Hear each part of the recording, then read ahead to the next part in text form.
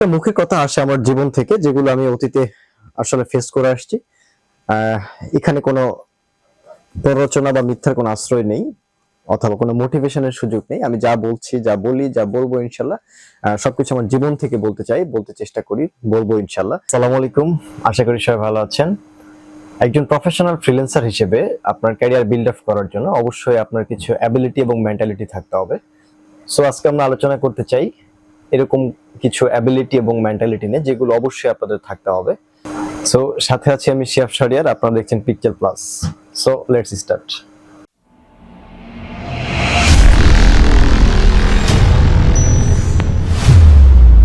আপনার এক নম্বর অ্যাবিলিটি থাকতে হবে ইনভেস্টমেন্ট। ইনভেস্টমেন্টের মধ্যে দুই প্রকার ইনভেস্টমেন্ট বলতে পারি, একটা হচ্ছে টাইম ইনভেস্টমেন্ট আর দুই নম্বর হচ্ছে মানি ইনভেস্টমেন্ট। ওকে, সো টাইম ইনভেস্টমেন্টটা হচ্ছে আপনার জন্য শুধু না, প্রত্যেকটা ক্যারিয়ার জন্য time is money. Okay, so একটা প্রফেশনে আপনি যখন ভালো করতে চাচ্ছেন, এর আগে আপনাকে প্রফেশনটার জন্য, নিজের স্কিলের জন্য, যে কোনো ক্যাটাগরিতে সেটা হোক না কেন, অবশ্যই আপনাকে নির্দিষ্ট একটা টাইম দিতে হবে। ওকে, নির্দিষ্ট একটা টাইম ইনভেস্টমেন্ট করতে হবে। সো এই মানসিকতা এবং এই অ্যাবিলিটি কিন্তু অবশ্যই আপনার থাকতে হবে। এটা ডিপেন্ড করে আপনার স্কিলের হার্ডনেসের উপরে, এটা আপনার দক্ষতার উপরে। ওকে, আপনি কতটুকু মনোযোগী সেটার উপরে, কতটুকু সময় দিতে হবে, সবকিছুর পুরোটা কিন্তু ডিপেন্ড করতেছে আপনার নিজের উপরে।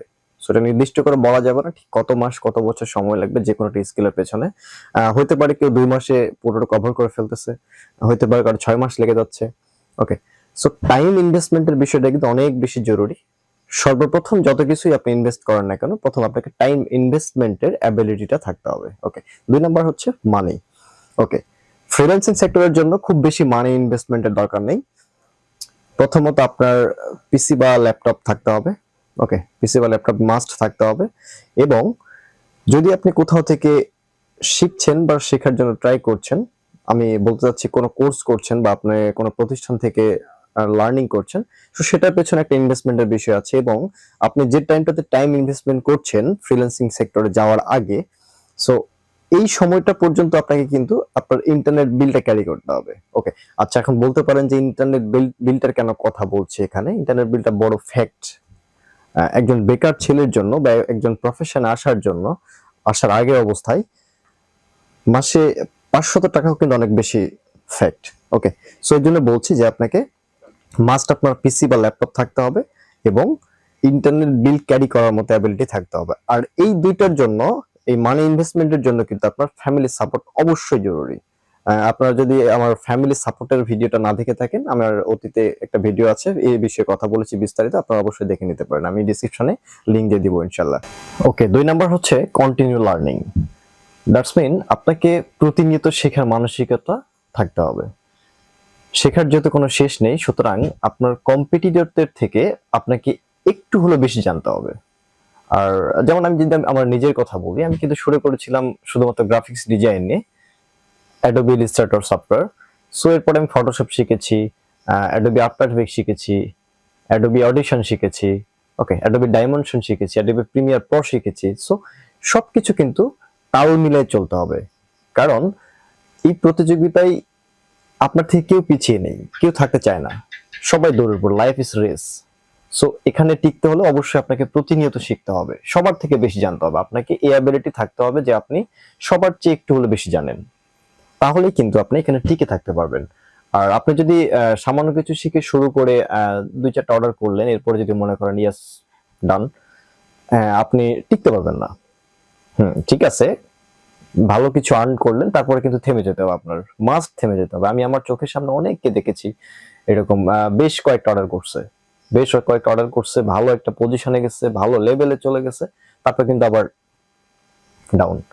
সো আপনাকে প্রতিনিয়ত শেখার মানসিকতা এবং মেন্টালিটি থাকতে হবে। আপনার কাজের পাশাপাশি প্রফেশনে ঢোকার পরে, প্রফেশনে ইন করার পরে আপনাকে কিন্তু কন্টিনিউ পাশাপাশি একটা নির্দিষ্ট সময় আপনার শেখার পেছনে দিতে হবে। ওকে, যেই সময়টা আমি দিনে 1 ঘন্টা বা 2 ঘন্টা আমি নতুন কিছু শিখতে চাই, সেটা হতে পারে আপনার গ্রাফিক্স ডিজাইনের ভিতরে, হতে পারে আপনার ওয়েব ডেভেলপমেন্টের ভিতরে, হতে পারে যেটাই হোক না কেন, সেই প্রফেশন আপনাকে সেরা হতে হবে এবং সেরা হওয়ার জন্য প্রতিনিয়ত শিখতে হবে। কারণ এখন প্রতিনিয়তই সবকিছু আপডেট হচ্ছে, আপনি যদি আর নিজেকে আপডেট না করেন তাহলে কিন্তু এই বাজারে টিকে থাকা অনেক বেশি ডিফিকাল্ট। 3 নম্বর হচ্ছে ইনোভেশন স্কিল। ওকে, ইনোভেশন স্কিল অর্থাৎ উদ্ভাবনী ক্ষমতা বা দক্ষতা যেটাই বলেন না কেন, এটা বলতে কিন্তু আমরা রকেট সায়েন্সকে বোঝাচ্ছি না, আমরা বোঝাচ্ছি আপনি একটা প্রবলেমে পড়ছেন। ওকে, ফ্রিল্যান্সিং সেক্টর যখন আপনি আসবেন, যখন আপনি প্রজেক্ট শুরু করবেন, কাজ করবেন, প্রত্যেকটা প্রজেক্টে কিন্তু নতুন কিছু ডিফিকাল্টি চলে আসবে। ওকে, প্রত্যেকটা ক্লায়েন্টের রিকোয়ারমেন্ট আলাদা হবে, প্রত্যেকটা কাজের ধরন আলাদা হবে। ওকে, প্রত্যেকটা কাজের জন্য প্রত্যেকটা ডিফারেন্ট ডিফারেন্ট টুলস এর ইউজ করতে হবে। সো এখানে অনেকগুলো নতুন নতুন প্রবলেমের আপনি ফেস করবেন, যেগুলো আপনাকে মেন্টর কখনো শেখাতে পারবে না, এবং আপনি কোথাও থেকে অর্থাৎ কমপ্লিটলি শিখে আপনি কখনো শুরু করতে পারবেন না। সো করতে হবে কি, আপনি যখন একটা প্রবলেমে পড়বেন, সাথে সাথে আপনাকে সেটার সলিউশন বের করার জন্য যে দক্ষতা থাকতে হবে এবং মানসিকতা থাকতে হবে, সেটা কিন্তু আপনার অবশ্যই কাজে লাগবে। যেমন আপনি যদি একটা প্রবলেমে পড়েন, সেটা আপনি কোথায় যাবেন? গুগলে যাবেন, ইউটিউবে যাবেন। ওকে, কিন্তু আপনাকে এটা বুঝতে হবে যে আপনি কি প্রবলেমে পড়ছেন। সেটা যদি না বোঝেন, আপনি কিন্তু গুগল এবং ইউটিউবকে বলতে পারবেন না যে আপনার কি প্রবলেম। ওকে, অর্থাৎ আপনি প্রথমে রিয়েলাইজ করবেন যে আমার এই প্রবলেমটা হয়েছে, এটা আমার সলিউশন করতে হবে, এটা আমাকে সলিউশন দাও, দেন ইউটিউব এবং গুগল সেটা আপনাকে সলিউশন দিয়ে দিবে। সো এই যে খুঁজে বের করার দক্ষতা, এটাকে বলতেছি আমরা ইনোভেশন স্কিল। এটা সবার মাঝেই থাকে, কিছু আলসেমির জন্য আসলে কেউ কেউ এটা অ্যাপ্লাই করতে চায় না, খোঁজার কি দরকার। ওকে, পারছি না, ওকে আমি পারি না, এটা বিষয়টা এমন না। আপনাকে সবকিছুর সলিউশন থাকতে হবে কমপ্লিটলি, আপনি যেটা জানেন সেটার ভিতরে সবকিছু সলিউশন থাকতে হবে। সো অবশ্যই আপনাকে ইনোভেশন স্কিলটা আপনার যদি না থেকে থাকে, আপনাকে এটা রপ্ত করতে হবে। 4 নাম্বার একটা বিষয়, সেটা হচ্ছে যে এ পারফেক্ট মেন্টর অ্যান্ড রিসোর্স। আচ্ছা, আমি অনেক ফ্রিল্যান্সারকে দেখেছি এবং আমি নিজেও বিনা ইনভেস্টমেন্টে কিন্তু একজন প্রফেশনাল ফ্রিল্যান্সার হিসেবে নিজেকে প্রতিষ্ঠিত করতে পেরেছি, আলহামদুলিল্লাহ। সো আপনি বলতে পারেন তাহলে মেন্টরের কি দরকার, বা আইটি প্রতিষ্ঠানের কি দরকার, বা কোর্সের কি দরকার? হ্যাঁ, এখানে কথা আছে। আমি সাজেস্ট করি যে আপনার ভালো একজন মেন্টরকে পাশে রেখে অবশ্যই আপনার রিসোর্স দিয়ে কাজ করেন, আপনার রিসার্চ করেন, রিসার্চ করে রিসোর্স বের করেন রিসোর্স থেকে, এবং পারফেক্ট এন্ড মেজান কম্বিনেশন করে আপনি কাজ করেন, অনেক ভালো কিছু করতে পারবেন। ওকে, কারণ সবগুলো বিষয় আপনি ইনোভেশন থেকে এবং রিসোর্স থেকে কিন্তু পাবেন না, কিছু কনফিউশন থেকে যাবে। সো এই কনফিউশন গুলোর জন্য আপনাকে পারফেক্ট মেন্টর দরকার, যে আপনাকে সাপোর্ট দিবে, যার হাতে আপনার মাথার উপরে থাকলে আপনি সবকিছু ইজিলি সবকিছু কিন্তু কভার আপ করতে পারবেন। ওকে, সো রিসোর্স থেকে শেখার পাশাপাশি অবশ্যই আপনাকে একজন ভালো মেন্টর পাশে রাখতে হবে, যে আপনাকে সাপোর্ট দিয়ে আপনার সমস্ত সমস্যাগুলো সলিউশন করে দিবে। 5 নাম্বার হচ্ছে ফ্রি টাইম ফ্রেম।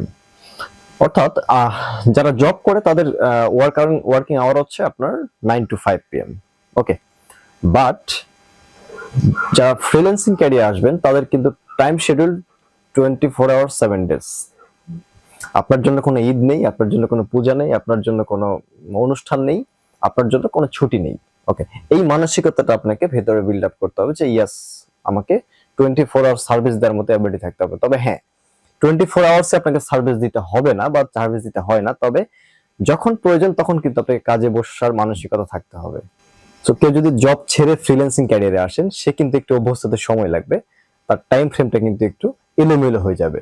সো আপনাকে আর ফ্রিল্যান্সিং এ হয় কি, আপনার দিনের চেয়ে রাতে বেশি কাজ করতে হয়, কারণ আমাদের টাইম জোনের যে একটা ডিফারেন্ট রয়েছে বাইরের কান্ট্রিগুলো থেকে, সেই অনুযায়ী কিন্তু আমাদের কাজগুলো করতে হয় বেশিরভাগ টাইম রাতে, অর্থাৎ সন্ধ্যার পর থেকে সারা রাত আমাদেরকে কিন্তু সার্ভিস দিতে হয়। এটা ডিপেন্ড করে আপনার কাজের উপরে, প্রজেক্টের উপরে, আপনি কতটা ব্যস্ত সেটার উপরে। ওকে, সো এই মানসিকতা আপনার থাকতে হবে। অনেকেই বলে যে আমি তো ঘুম জাগতে পারি না। ঘুম যদি জাগতে না পারেন, এই মানসিকতা যদি থেকে থাকে, আমি বলবো আপনার ফ্রিল্যান্সিং সেক্টরে আসার দরকার নেই, আপনি 9 to 5 PM জবই আপনার জন্য বেটার হবে। ওকে, সো অবশ্যই আপনাকে টাইম ফ্রেমটা মেনে নেওয়ার মতো মানসিকতা থাকতে হবে, অর্থাৎ আমার যখন প্রয়োজন, যখন আমাকে ক্লায়েন্ট বলবো, আমাকে তখনই কাজ করে দেওয়ার মতো মানসিকতা থাকতে হবে। অনেক সময় হয় কি, আপনার অনেক কুইক প্রজেক্ট চলে আসে।